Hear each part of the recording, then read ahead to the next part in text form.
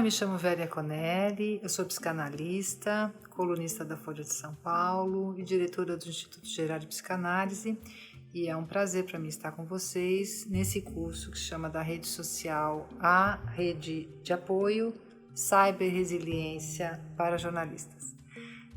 O nome é grande, é complicado, mas eu acho que vocês estão bem a par da importância da gente começar a transformar essa rede na qual estamos inseridos agora, praticamente aprisionados numa rede de outras circulações de saber que nos apoiem, que nos dê suporte, para que a gente atravesse essa crise da melhor maneira possível.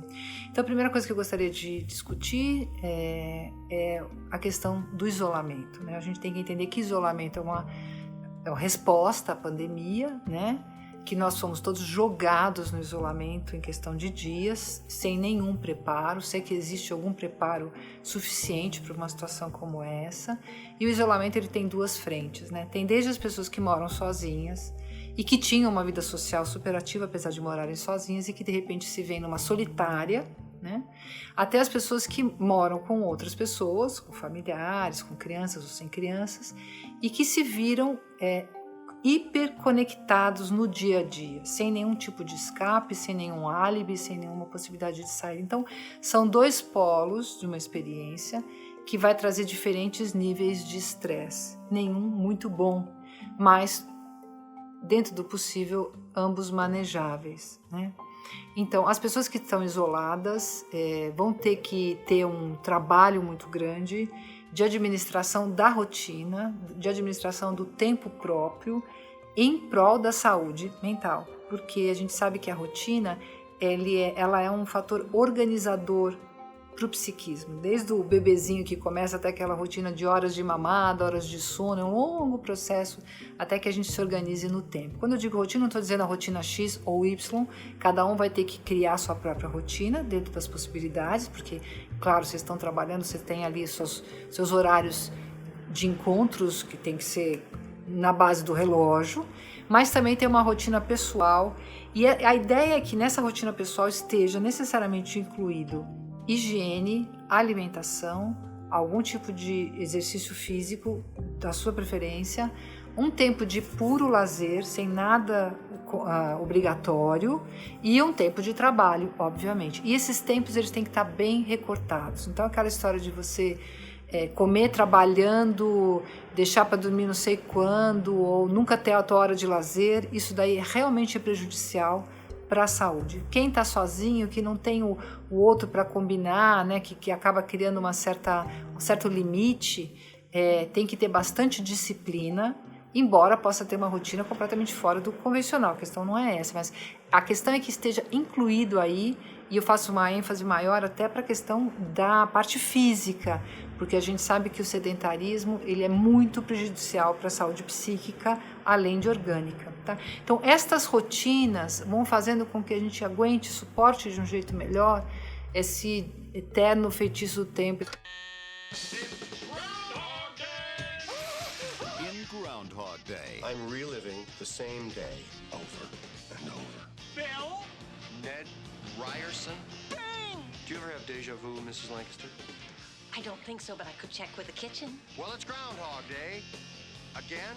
Eterno dia da marmota, onde a gente acorda, é tudo igual, tudo igual, tudo igual. Então essa seria uma primeira questão. Quando você está em grupo familiar, aí você vai ter outros desafios, né?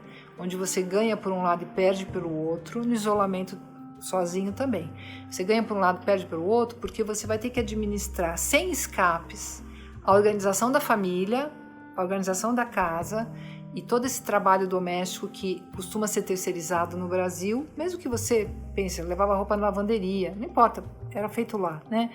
Então você começa a ter que se organizar, e aí as pessoas dessa família vão ter que começar a repensar o que é uma família. Se a família é um cuida de todo mundo, ninguém cuida de ninguém, os de fora cuidam de nós, ou se as pessoas cuidam umas das outras, que parece que faz mais sentido em termos de um coletivo que se estabelece a partir de relações de afeto e não obrigatórias. Então, com o isolamento ficou muito claro que as mulheres são sobrecarregadas nessas tarefas, tem toda uma invisibilidade do trabalho da mulher, seja das funcionárias, seja da dona de casa mesmo, da mulher, que trabalha também fora e tem que se dividir em 1000 tarefas, parece que as crianças sempre ficam sob os cuidados dela, e isso apareceu, e você sabe melhor do que eu, de A a Z, né? Desde a violência doméstica, que é extremamente grave, que aumentou o dobro a partir do isolamento, até as pessoas acharem que devem se divorciar ou estabelecerem relações muito satisfatórias, descobrirem muitas coisas legais,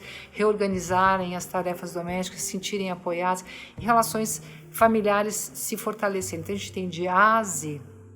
Bom, o que é esperado nesse momento, né? É esperado que a família possa, de algum jeito, refazer acordos, rever formas de funcionar para sobreviver, estabelecer canais de comunicação que provavelmente estavam desgastados ou pouco utilizados, né? Apostar sempre nas relações afetivas.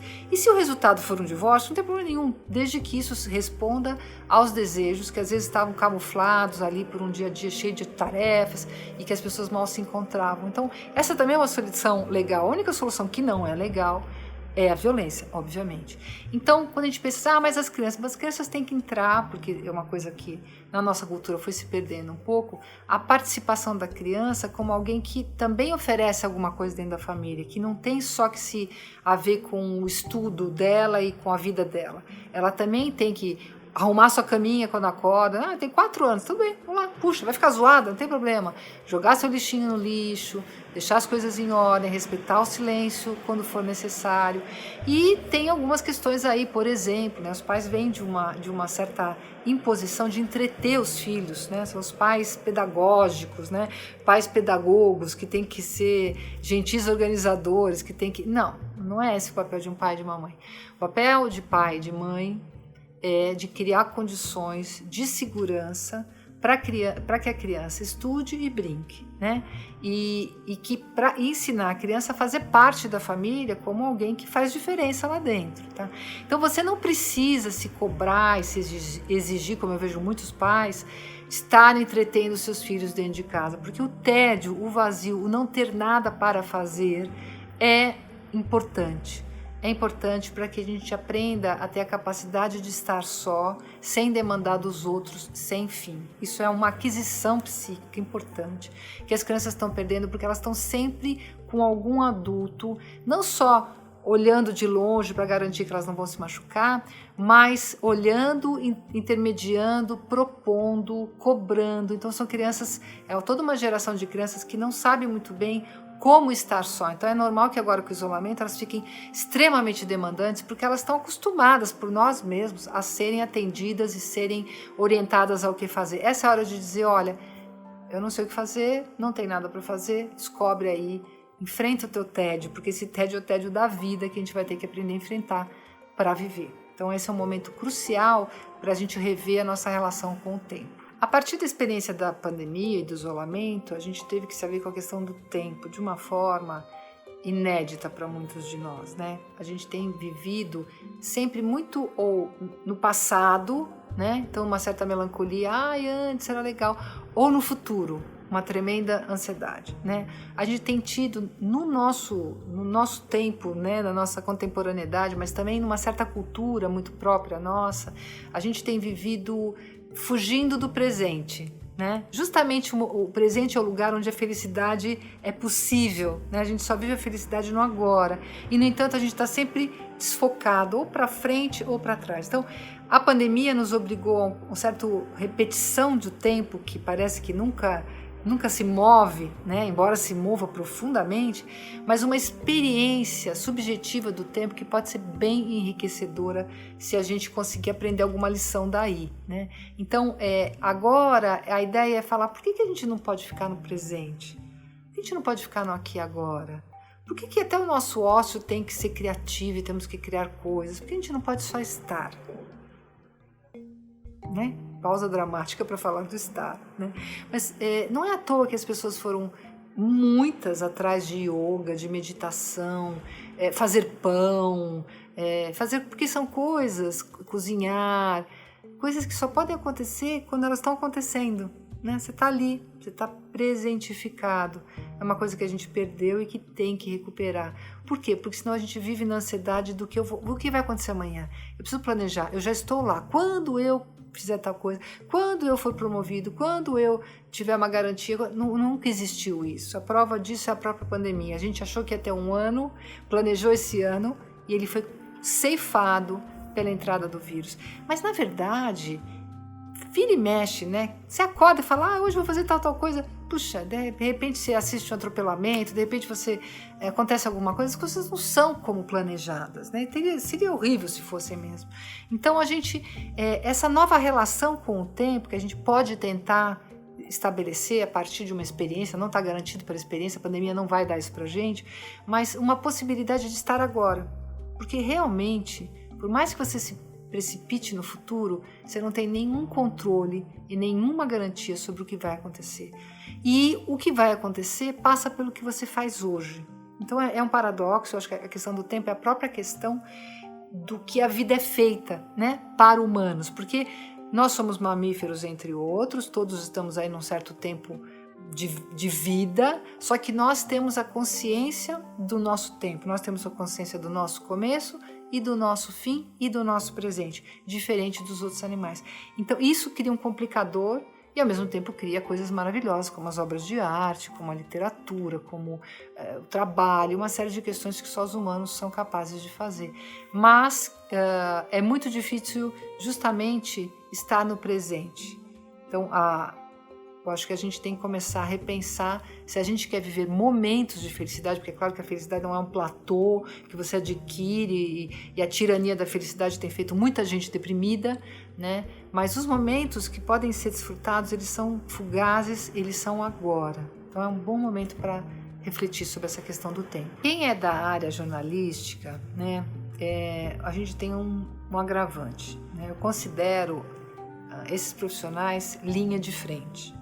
Por quê? Porque são os profissionais que estão nos deixando a par de tudo que acontece, produzindo informação, trazendo a notícia, e ela está sendo consumida profundamente por todo mundo, pela nossa ansiedade, pela nossa angústia, porque nós precisamos de respostas, nós precisamos de uma série de balizas para continuar fazendo as coisas que a gente está fazendo. Só que o curioso, o paradoxal ou o triste é que quando na clínica, né, os psicanalistas têm orientado os seus pacientes a ter um acesso mais seletivo, mais restrito à informação, porque a informação ela tem esse caráter tóxico, né? Então eu digo uma certa toxicidade informativa, porque as informações não são boas. E não é que elas não são boas só por conta da pandemia, que já seria terrível, mas a gente vive num país de um certo desgoverno, a gente vive num país de muitos descalabros, de muita desigualdade social e com uma série de problemas. Então isso está todo dia lá. Não é só o fato de que você vai lá e ver mais, não sei quantas pessoas morreram, que já seria acachapante, mas são notícias que nos deixam muito impotentes, muito inseguros, muito aflitos com os desmandos, né, políticos em jogo. Então, como é que você vai fazer isso se você é o cara que produz a notícia, o que replica a notícia, o que escreve a notícia? Quer dizer, como é que você vai se isentar se as informações são só matéria de trabalho, né? Então, eu vejo jornalistas extremamente expostos a esse caráter radioativo, vamos dizer assim, da notícia. Como cada um vai lidar com isso realmente tem que ser uma resposta pessoal. Mas eu diria que qualquer exposição a alguma coisa tóxica tem que ser feito com critério, com cuidados. Então, aí, mais do que nunca, a rotina na qual você diz, agora é meu horário de descanso, agora eu vou fazer nada, agora eu vou ler um livro sobre outra coisa, agora eu vou dormir, isso a gente tem que se impor. Por quê? Porque se você não se impõe isso a partir de um desejo, de um ato, a saúde te impõe, né? Então o que eu vejo é que muitas pessoas que foram no limite, elas adoeceram e não conseguiram fazer. Então é aquela saída, ao invés de você sair de férias, você vai para o hospital, né? Que também acabam sendo férias nada glamourosas, mas uma tentativa de se dar um tempo. Então essa é a hora que a gente vai ter que assumir que nós estamos ligados a uma profissão que tem um caráter tóxico, né? Cada um a sua, os médicos, os profissionais da psicologia também estão expostos, que tem uma série de profissionais aí que estão entregadores de rap também estão expostos, acho que tem uma série de profissionais na linha de frente, jornalistas com certeza. E então a gente tem que administrar essa rotina na qual tem o outro momento, que não é de trabalho, mas se o estresse for muito grande e a gente não está conseguindo lidar com isso, vale sim a procura de ajuda psicológica, e que tem sido oferecida por todas as instituições psiquiátrica, psicológica, psicanalítica, psicoterapêutica, inclusive gratuitamente para muitas pessoas, a preços possíveis para muitas pessoas, no Brasil inteiro, e com a virtualidade você não precisa ser atendido por uma pessoa da sua cidade, o que também é sensacional, virtualmente, né? Então é sim uma hora em que você pode e deve procurar ajuda, além de todos os mecanismos que a gente tem dessa capacidade de autocuidado, né? Então as práticas de meditação, os exercícios físicos, a literatura, os romances, séries de televisão, a música, né? Não é à toa que essas produções estão tão incrementadas na internet. Isso tem a ver mesmo com uma necessidade profunda que nós temos dessas expressões que dão nome aos nossos fantasmas, nossos medos, nossas aflições, para dar um outro destino para o nosso sofrimento. O sofrimento humano, ele não é patologia, ele não é doença. Ficar triste, ficar com medo, isso faz parte do humano, a gente não vai apagar isso. E quem não está triste hoje não está entendendo o que está se passando. Agora, tristeza não é doença. Se você começa a adoecer, se você começa a sentir que você está muito ansioso, que você está fumando muito, bebendo muito, comendo muito, dormindo demais, dormindo de menos, com algum tipo de adoecimento físico, muito violento com você, com os outros, pensando coisas ruins para você, esses sinais ali de que a coisa não está indo, que você não está conseguindo dar conta, e tudo bem não dar conta, de se auto-administrar aí um bem-estar possível, procura ajuda, porque nós adoecemos através da palavra e nós nos curamos através da palavra. Então é muito importante ter alguém que te escute, sem te julgar, sem te apressar, com tempos largos, para você se escutar e ir descobrindo formas de lidar com esta crise menos nocivas. Geralmente, quando a gente se sente pouco potente, né, quando a gente acha que não consegue fazer as coisas, ou, enfim, quando a gente se sente impotente, né, então você olha assim as notícias, olha o Brasil nesse momento, olha o número de mortes e fala, nossa, ferrou, não vai dar mais. Geralmente, quando a gente chega neste ponto, é porque a gente está com uma fantasia onipotente, na qual a gente imagina que deveria resolver tudo, seria capaz, haveria alguém capaz, haveria algo capaz de resolver todas as questões. A humanidade sempre foi aos trancos e barrancos, a gente vem de uma guerra atrás da outra, a gente vem de crises econômicas atrás da outra, a gente vem de desmandos políticos uns atrás dos outros, então isso não é novidade, a gente só está com uma crise agravada e vamos dizer assim, uma intersecção aí de problemas. Então a gente vai ter momentos melhores, nós vamos ultrapassar isso do jeito que for possível e a humanidade continua. Então, se você tem uma visão muito precisávamos resolver tudo, bom, primeiro esquece que isso nunca vai acontecer, a gente vai ter que continuar enxugando esse gelo, porque os humanos, eles têm lá suas dificuldades de convivência, né? Mas é um gelo que tem que ser enxugado sim, sob pena de que a gente deixe o mal tomar conta, né? Então tem que ter um certo entusiasmo em fazer isso e não um peso, né? Esse é o nosso trabalho, a gente tem que estar de um lado da vida, né? Então é muito importante a gente perceber qual que é a nossa potência, porque a potência é aquilo que nem é posso tudo e nem é posso nada. Então, por exemplo, às vezes a gente atende uma pessoa na clínica que está num momento depressivo, está num momento se sentindo muito impotente e ela descobre alguma coisa que ela pode fazer, né? Ela pode entregar compras no prédio onde tem pessoas idosas, ela pode fazer um panelão de arroz, de comida, para fazer parte de uma marmita que vai para a favela, ela pode doar o tempo dela, ela pode fazer lives falando de coisas que interessam, isso nos dá um lugar de potência, que não é um lugar de superpoderes, nem nenhum poder, né? Então, cada um do seu jeito, vai encontrando formas de se fazer útil e isso nos alimenta narcisicamente. Não é que agora eu sou bonzinho. Não, tudo bem.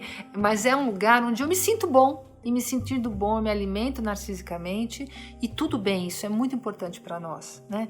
E é muito importante porque nos faz sentir potentes, mas potentes entre outros, né? Não somos os únicos, temos ao nosso lado pessoas que também podem coisas, então a gente não deve cair num certo lugar assim de